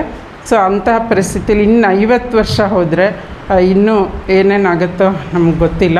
ಸೊ ಹಾಗಾಗಿ ತುಂಬಾ ಎಲ್ಲ ಇದರಲ್ಲೂ ಇದು ವಾಣಿಜ್ಯೀಕರಣ ಅನ್ನೋದು, ಆಮೇಲೆ ಒಂದು ಲಿಮಿಟ್ಲೆಸ್ ನಮ್ಮ ಆಸೆ ಆಕಾಂಕ್ಷೆಗಳಿಗೆ ಮತ್ತು ಕನಸುಗಳಿಗೆ ನಮಗೊಂದು ಮಿತಿ ಇರ್ತಿತ್ತು. ಈಗ ಹಾಗಲ್ಲ, ನಮಗೊಬ್ಬ ಡಾಕ್ಟ್ರ್ ಆದರೆ ಸಾಕು ಅಂತ ಚಿಕ್ಕವರಿದ್ದಾಗ ನಮಗಿರ್ತಿತ್ತು. ಇವಾಗ ಹಾಗಲ್ಲ, ಡಾಕ್ಟ್ರ್ ಆದವ್ರಿಗೆ ನಾವು ಬೇರೆ ದೇಶಕ್ಕೆ ಹೋಗಿ ದುಡಿಬೇಕು, ಅಥವಾ ಇನ್ನೂ ಹೆಚ್ಚಿನ ಓದಬೇಕು, ಇನ್ನೂ ಹೆಚ್ಚು ನಾವು ಹಣ ಸಂಪಾದನೆ ಮಾಡಬೇಕು ಅಂತ ಇವತ್ತಿನ ಮನೋಭಾವದಲ್ಲಿ ಅದು ಬರ್ತಾಯಿದೆ. ಸೊ ಅದನ್ನು ನಾವು ಆ ನಿಟ್ಟಿನಲ್ಲಿ ಕೂಡ ನಮ್ಮ ಪಠ್ಯಕ್ರಮಗಳು ನಾವೆಲ್ಲಿ ಸೋತಿದ್ದೀವಿ ಅಂತ ಕೂಡ ನಮ್ಮನ್ನು ನಾವೇ ಪ್ರಶ್ನೆ ಮಾಡ್ಕೊಳ್ಬೇಕಾದಂತಹ ಅವಶ್ಯಕತೆ ಇದೆ. ಸರ್ಕಾರಗಳು, ಸಾರ್ವಜನಿಕರು ಎಲ್ಲರೂ ಕೂಡ, ಪೇರೆಂಟ್ಸು ಎಲ್ಲರೂ ನಾವು ಆಲೋಚನೆ ಮಾಡಬೇಕು ಅಂತ ನಂಗೆ ಅನಿಸುತ್ತೆ. ಆಮೇಲೆ ಪ್ರತಿ ಮನೆಯಲ್ಲೂ ಒಂದು ಫಸ್ಟ್ ಏಡ್ ಬಾಕ್ಸ್ ಥರ ಮನೆ ಮದ್ದಿನ ಬಾಕ್ಸ್ ಕೂಡ ಇರಬೇಕು ಅಂತ ಹೇಳ್ಕೊಡೋದು. ನಾವು ಆಯುಷ್ಗೆ ಒಂದು ಮಾಡಿಕೊಟ್ಟಿದ್ದೀವಿ. ನಿಮಗೆ ಆಯುಷ್ ವೆಬ್ಸೈಟ್ಗೆ ಹೋದರೆ ಅಲ್ಲೂ ಸಿಗುತ್ತೆ ನಿಮಗೆಲ್ಲ. ಏಕೆಂದರೆ ಪ್ರಕೃತಿ ನಮಗೆ ಹಲವಾರು ಕೊಟ್ಟಿದೆ, ಗಿಡಮೂಲಿಕೆಗಳು, ಹಣ್ಣು ತರಕಾರಿಗಳು, ಸೊಪ್ಪುಗಳು ಎಲ್ಲ. ನಿಮಗೆ ಆಶ್ಚರ್ಯ ಅನಿಸ್ಬೋದು, ಒಂದು ಗಿಡ ಇದೆ, ಅದು ಸ್ವೀಟ್, ಆ ಎಲೆ ತಿಂದ್ರೇ ಚಾಕ್ಲೇಟ್ ತಿಂದಂಗೆ ಆಗುತ್ತೆ. ನಾವು ಮನೇಲಿ ಆ ಗಿಡ ಹಾಕಿದರೆ ತುಳಸಿ ಥರನೇ ಬರುತ್ತೆ. ಮಕ್ಳಿಗೆ ಚಾಕ್ಲೇಟ್ ಬದಲು ಆ ಎಲೆನೇ ಕೊಡ್ಬೋದು. ಅದು 0 ಕ್ಯಾಲರೀಸು. ಡಯಾಬಿಟೀಸ್ನವರು ತೊಗೊಳ್ಬಹುದು. ಸಿಹಿ ತುಳಸಿ ಅಂತ, ಸ್ಟೀವಿಯಾ ಅಂಥೇಳಿ ನಿಮಗೆ ಹಾರ್ಟಿಕಲ್ಚರ್ ಶಾಪ್ಗಳಲ್ಲಿ ಸಿಗುತ್ತೆ, ಇದು ಡಿಪಾರ್ಟ್ಮೆಂಟಲ್ಲೂ ಸಿಗುತ್ತೆ, ಕೆಲವು ನರ್ಸರಿಗಳಲ್ಲಿ ಕೂಡ ಮಾರ್ತಾರೆ. ಆಮೇಲೆ ಇನ್ನೊಂದಿದೆ ಮಧುನಾಶಿನಿ. ಆ ಎಲೆ ಇಟ್ಕೊಂಡು ನೀವು ಸಕ್ಕರೆ ಬೆಲ್ಲ ತಿಂದರೂ ಕಹಿ ಇರುತ್ತೆ. ಸೊ ನಿಮ್ಗೆ ತಿನ್ನಬೇಕು ಅಂತ ಅನಿಸೋದೇ ಇಲ್ಲ.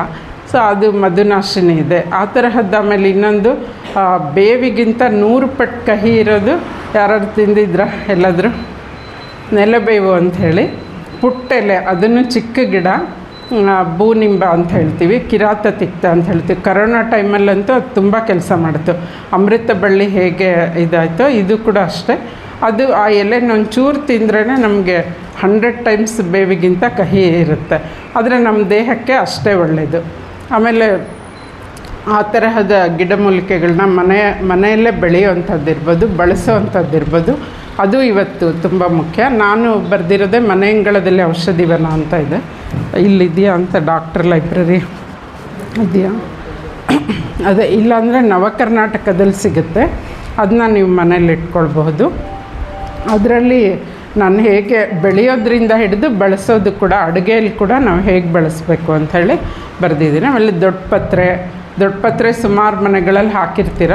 ಅದು ನಮಗೆ ಬರೀ ಕೆಮ್ಮು, ನೆಗಡಿ, ಹೊಟ್ಟೆ ನೋವಿಗೆ ಅಂತ ಅಂದ್ಕೊಂಡಿದ್ವಿ. ಆದರೆ ಈಗ ಹೊಸ ಇದು ಏನು ರಿಸರ್ಚ್ ಪ್ರಕಾರ ಗರ್ಭಕೋಶದ ಕಾಯಿಲೆಗಳಿಗೂ ಕೂಡ ಅದು ಅತ್ಯುತ್ತಮ ಕೆಲಸ ಮಾಡುತ್ತೆ ಅಂತ ಬಂದಿದೆ. ಆಮೇಲೆ ವಾಸ ಅಂತ, ಆಡಿಸೋಗೆ ಅಂಥೇಳಿ ಈ ಬೇಲಿಗೆ ಹಾಕಿರ್ತಾರೆ, ಅದು ವಾಸಕ ಇಂಡಿಕಾ ಅಂತ ಸೈಂಟಿಫಿಕ್ ನೇಮು.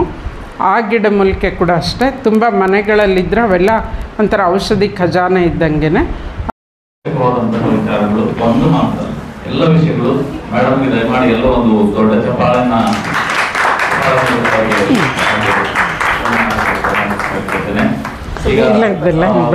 ಇವೆಲ್ಲ ಯಾಕೆ ಮತ್ತೆ ನನ್ನ ಸನ್ಮಾನ ಮೇಡಮ್ ಅವರಿಗೆ